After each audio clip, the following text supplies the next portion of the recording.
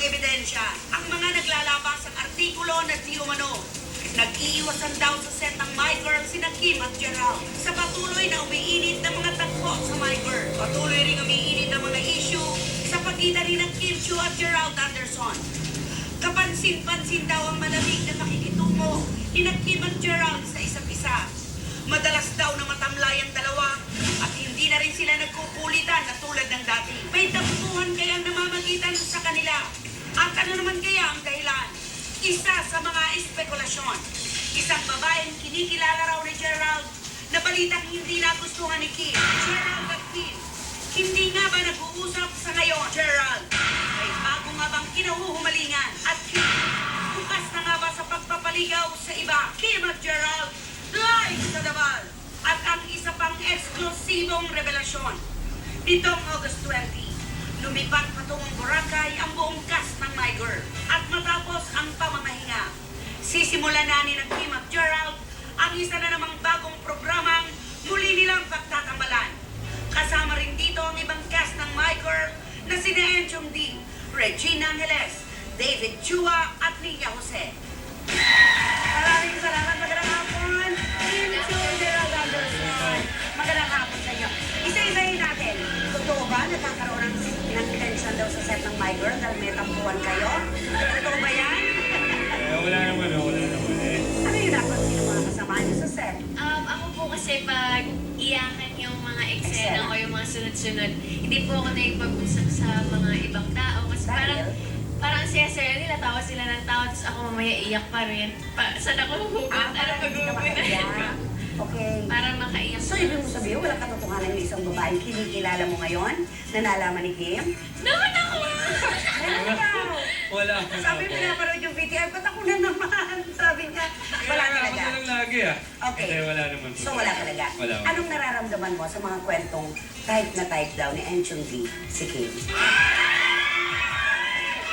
Ano, Gerald? Ang nararamdaman ko? Oo. Tingnan mo naman si Kim, di ba? Tingnan mo naman. Sino ba hindi makakagusto sa kanya? Ano ibig sabihin? Ano ibig sabihin? Hindi naman kasalanan ni Enchong na maganda si Kim.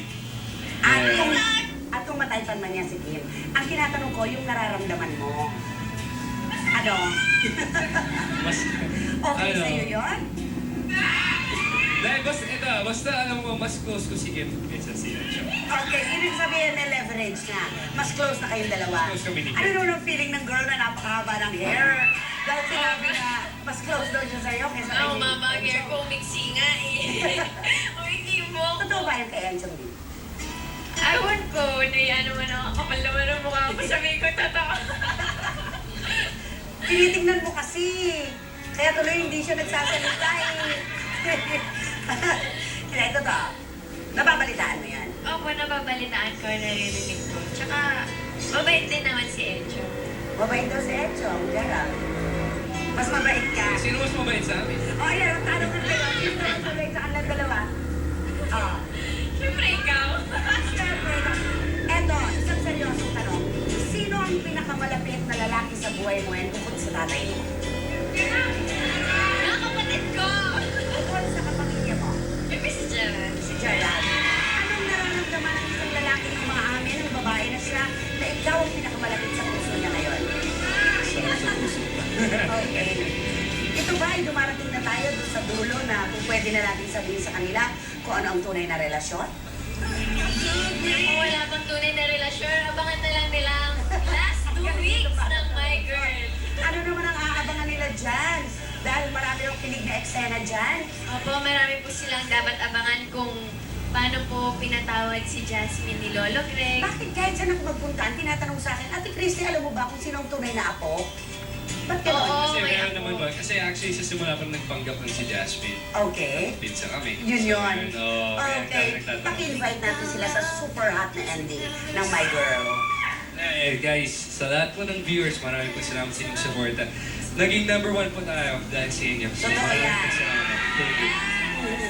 Nangunguna talaga. Yes, abangan niyo po yun ang final 2 weeks po ng My Girl. At yung ending namin, ibang-iba po siya sa Korean My Girl. At sigurado kayo magugustuhan din yung lahat. Kaya sana supportahan niyo po kami. At maraming salamat dahil hanggang ngayon, #1 super hot love team pa rin kayo. Thank you.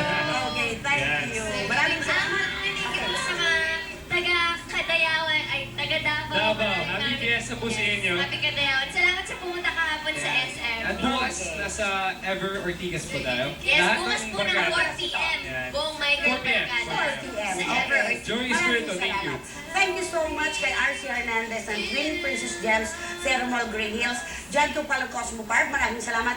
Rene De Leon, happy birthday sa iyo. To Matthew Sarudo ng Toronto, Canada. Ate Lupe, happy birthday. Dr. Lourdes Escobar and Deputy Administrator Carmelita Dimson of POEA. Magandang hapon po.